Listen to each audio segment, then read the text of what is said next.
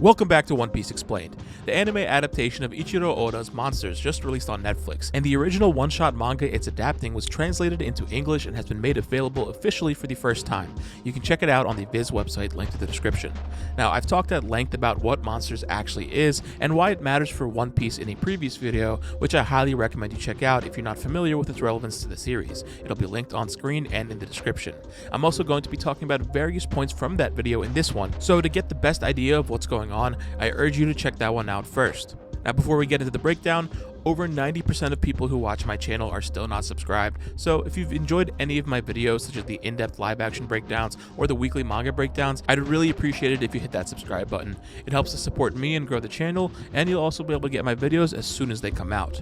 Now, let's start the breakdown. We open on a shot of a castle under a full moon where the dragon's horn was taken from 10 years prior. In the source material, this opening sequence instead takes place under a crescent moon, and believe it or not, this change actually has some significance. This orange full moon may be the frost moon, also known as the beaver moon in some cultures. And if that sounds familiar to you, that's because Ryuma's family name, Shimotsuki, means frost moon. The frost moon is the first full moon in November, which also is the month both Ryuma and his descendant Zoro were born.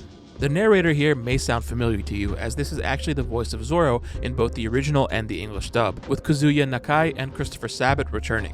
This takes us to the title card reading 103 Mercy's Dragon Damnation, which is the name of the finishing move used by Zoro during his battle with King. This is the first of various aspects of this adaptation that work to recontextualize the canon status of the Monsters one-shot with respect to the main One Piece canon, and we'll get more into that later. A cat walks on screen, transitioning us into the main story.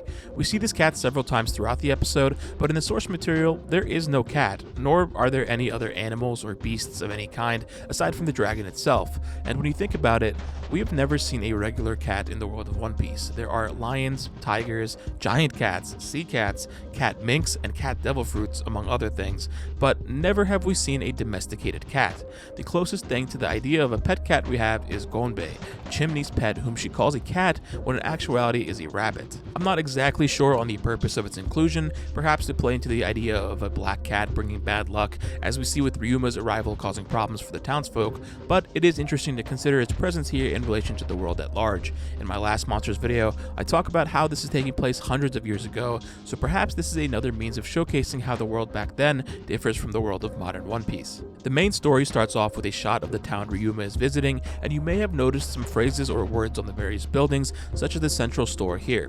This looks to be a nod to the various buildings in the source material which were featured with different names. Some of them are actual words, whereas others are a bit harder to understand, but I like how the adaptation maintained the handwritten depiction of the labels. Underneath it says House J, and besides is House L, and when we pan across, you can also make out House O.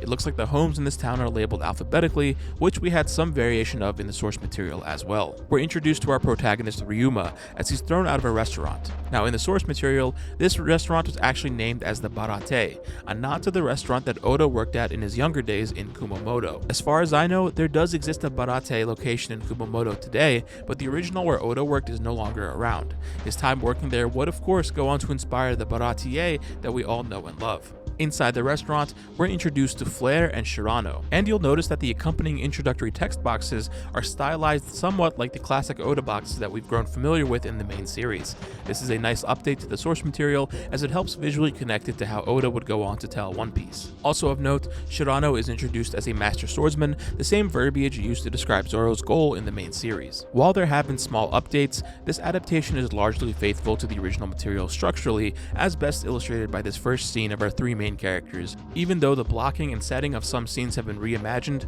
the core idea is maintained straight from the original panel. Ryuma and Shirano's blades touch, prompting Ryuma to challenge Shirano, and we get a full look at his outfit and sword. As discussed in my last Monsters video, Ryuma's design has been updated to more closely match his appearance in One Piece, with the same blue platinum stomach band and his sword now much more closely resembling the appearance of Shusui. Ryuma's slash ends up cutting a bronze bust in two, much to the amazement of a few people in the restaurant. The hardness of a material has has often been used throughout One Piece to measure the skill of a swordsman. For example, Zoro was unable to cut through iron back in the East Blue, but gained the strength to do so by defeating Mr. One in Alabasta. And we would go on to learn just how hard and durable Shusui was as a blade later in the Thriller Bark arc. We then learned about the existence of a swordsman referred to as the King, lauded to be the world's greatest swordsman.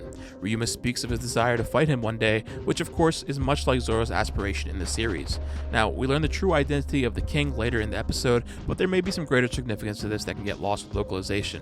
It's a pretty neat detail with some big implications, so stay tuned as we'll address it later in the video when it comes up. When DR blows the dragon's horn, we get a glimpse of a few other buildings in the town. The Casera Saloon, where Casera can mean homemade in Spanish, and there's another building which looks to read Pioneer George House. We get a better look at it later when the dragon arrives. In the background here, you can make out a few wanted posters on the bounty board. Now, wanted posters were also present in the manga as well, as we can see one up inside the restaurant. The idea of using bounties in his worlds is something that Oda has had in his mind way before One Piece was ever published. We get a shot of another building that reads Welcome to Wentul, and underneath, Store.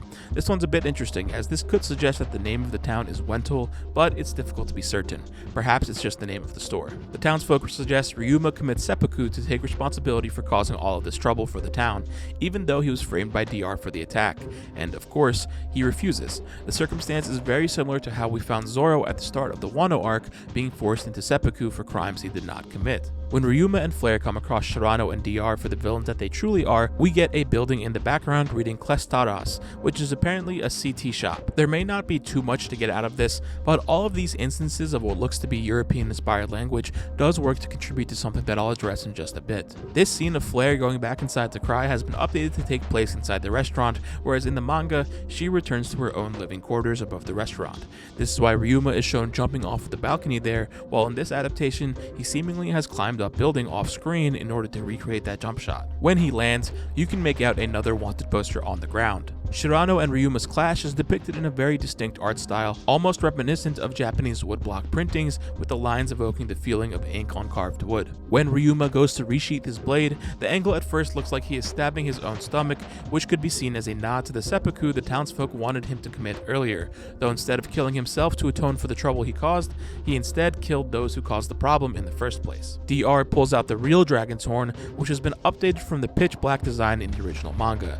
Here, it's adorned with the image of the dragon, as well as other smaller decorative elements. The dragon arrives, and its silhouette amongst the flames is very reminiscent of some depictions of dragon auras in the series, though usually they are of Eastern dragons, except for the one we saw with the flying dragon blaze technique used by Zoro against Ryuma during the Thriller Bark arc, where he's shown with a Western dragon as an homage to monsters. Amongst the crowd of townsfolk, you can actually make out a figure who looks to be a reference to one of Oda's recurring joke characters, Panda Man. Not only that, but it looks like he may even be wearing a criminal brand shirt, though this is just a nod to the brand, as in the universe it wouldn't be founded until the modern era. In this adaptation, Ryuma is shown climbing atop the dragon and striking it from above, whereas in the source material he attacks from head on. However, we do get a nice homage to this scene from the manga, as we get a black and white depiction of Ryuma's face charging in with the speed line effect. The actual scene of him slaying the dragon is a bit more impactful in the manga in my opinion, but the adaptation continues to nod to that sequence by including the pose he strikes mid-air afterwards. After saving the town, when Ryuma takes his leave, the bartender remembers that the king he spoke of earlier is actually Ryuma the King, a title given to Ryuma unbeknownst to himself. Now, if you're watching this with English subtitles, you'll see that the entire name is in quotations. However, in the Japanese, Ryuma's name is not included in the set of quotes, and this matches how it's written in the original Japanese manga as well. In this, Ryuma's name is simply written as Ryuma do Kingu and is written in katakana, one of the 3 writing systems in Japanese, with this one being used to transcribe foreign words or loan words. Now, before I continue, full disclosure, if it wasn't obvious, I am not a native Japanese speaker. I have a formal education in linguistics, hence my curiosity about the nuances of language, especially in a series like One Piece, but you shouldn't take my following observations as definitive fact, more so just me piecing things together as somewhat informed analysis. The concept of a king is not foreign to Japan, and to represent that, they would have used the kanji here read as O. If you look at the English translation of the manga, you'll notice that the title is written as Ryuma the King, with the instead of the word the. Now, this is likely because in Japanese, the katakana of do is often used to represent words like de in French, and if you hadn't noticed, there is a lot of French inspiration going on in the setting of monsters, from the castle at the very beginning to even the appearance of the master swordsman Shirano. Not to mention, Shirano's name was originally translated as Cyrano, a reference to the French swordsman Cyrano de Bergerac, whose name in Japanese would be read as Shirano do Bergeracu.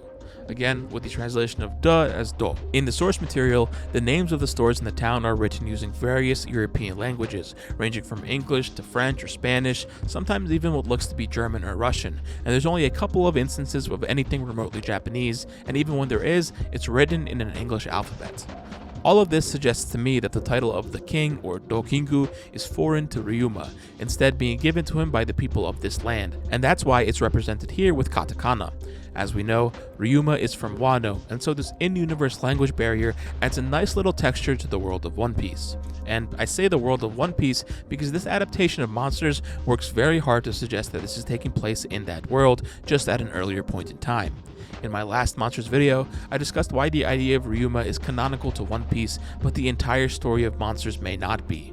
Though I also go into how this adaptation looks to be bridging that gap by updating Ryuma's design and filling in some of the inconsistencies.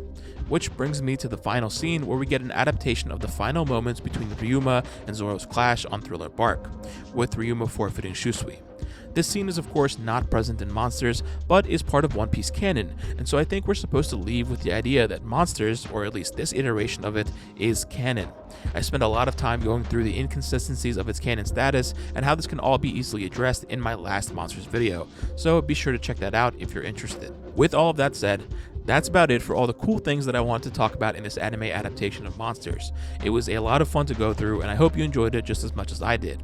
If you liked the video, I'd really appreciate it if you hit the subscribe button. I do weekly manga breakdowns as well as videos about the anime, the live action, and really all things One Piece. It really helps to support the channel, and you'll be able to get those videos as soon as they come out. Thank you so much for watching, stay safe, and I hope to see you in the next one.